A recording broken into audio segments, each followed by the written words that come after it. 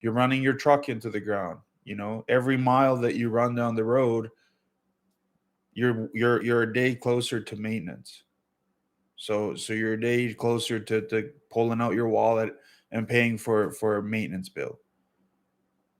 You know your limit in terms of your operating cost and stick within it, at least on the minimum side of things.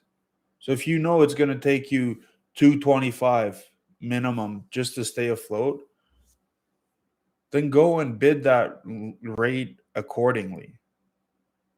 Don't stick to 225, don't stick to 205, don't stick to $1.80. If you know what it is, if you know what your freight rates are, then stick to that freight rate. Stick to what's going to make you profitable, and hopefully one day even scale.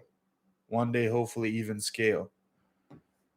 So yeah, in terms of what is fair or what isn't fair,